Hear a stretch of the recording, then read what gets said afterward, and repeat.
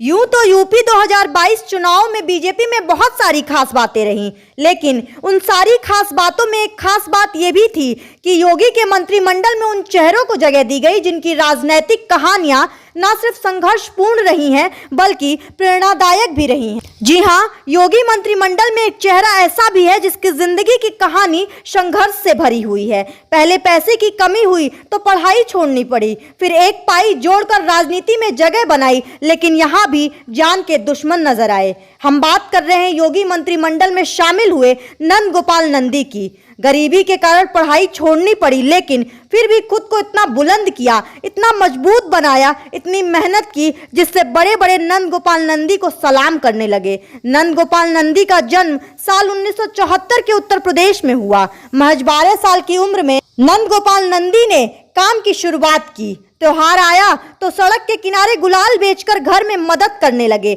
दिवाली आई तो पटाखे बेचकर 2 वक्त की रोटी का जुगाड़ करने लगे। कमाई के लिए बहुत ही मेहनत और पैसे जोड़कर टीवी खरीदी, जिससे कि धारावाहिक दिखाकर लोगों से पैसे ले सकें, जो पुराने दिनों में आम बात हुआ करती थी। पैसे आने लगे तो साल 1992 में एक मिठाई की दुकान खोली। मिठाई की दुकान से काफी और पैसे आए, जिसके बाद एक ट्रक लिया और दवाई की एजेंसी भी खोल ली, जिससे काम की शुरुआत की। खैर, इसके बाद राजनीति में सक्रिय हो गए। साल 2007 की बात है जब राजनीति में एंट्री की और सबसे पहले हाथी की सवारी की, यानी बसपा में शामिल हो गए। साल 2007 के विधानसभा चुनाव में बसपा की टिकट पर इलाहाबाद दक्षिणी से चुनाव लड़े और जीते भी। मायावती ने कैबिनेट में जगह दी। राजनीति में आने के बाद कहते हैं कि दुश्मनी एक आम चीज है, लेकिन नंद गोपाल नंदी के लिए यह काफी जानलेवा साबित हुई। बता दें कि जुलाई 2010 में नंद गोपाल नंदी पर रिमोट बम से हमला किया गया। इस हमले से नीचे का पेट भी फट गया। हालत ये हुई कि 8 दिनों तक नंद गोपाल नंदी को होश नहीं आया। 4 महीने तक अस्पताल में इलाज के लिए रहना पड़ा। कुछ लोग तो ये भी कहते हैं कि यह हमला अतीक अहमद ने कराया, जिसने करीबी तौर पर कुछ लोग कहते हैं कि कभी नंद गोपाल नंदी से हफ्ता वसूली की कोशिश की थी, फिर दोनों में विवाद हुआ। खैर, अतीक अहमद के खास पर नंद गोपाल नंदी भारी पड़े थे। शायद यही वजह भी थी कि नंदी और अतीक के बीच दुश्मनी और बढ़ती गई। और दौर एक वो भी आया कि 2010 में बम हमले के बाद राजनीति में नंद गोपाल नंदी का ग्राफ नीचे जाने लगा। बात करें साल 2012 चुनाव में हुए, बसपा की टिकट पर खड़े भी हुए और नंदी को हार का मुंह देखना पड़ा। फिर उसके बाद क्या, पार्टी से नंदी को निकाल दिया गया। फिर क्या, साल 2014 में कांग्रेस में शामिल होकर लोकसभा चुनाव लड़े नंदी, और किसने यहाँ भी नंदी को धोखा दे दिया, जहां उनको फिर से हार का सामना करना पड़ा।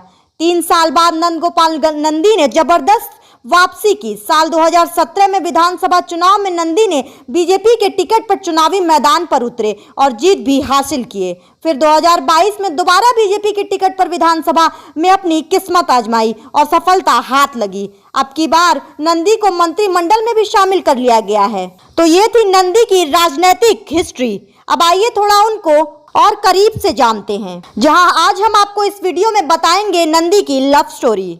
ये बात साल 1995 के वक्त की है, जब नंदी को अपने ही इलाके में एक लड़की से प्रेम हो गया। फिर इजहार हुआ, लेकिन समस्या आई जाति को लेकर, क्योंकि जिस लड़की से नंदी को प्यार हुआ वो ब्राह्मण जाति से थी। लिहाजा परिवार वालों ने मानने से इनकार कर दिया, लेकिन नंदी यहाँ कहाँ झुकने वाले थे। उन्होंने भी ठान लिया और भागकर शादी कर ली। नंदी की जिंदगी की शुरुआत तब की प्रेमिका और अब अपनी पत्नी के साथ हुई।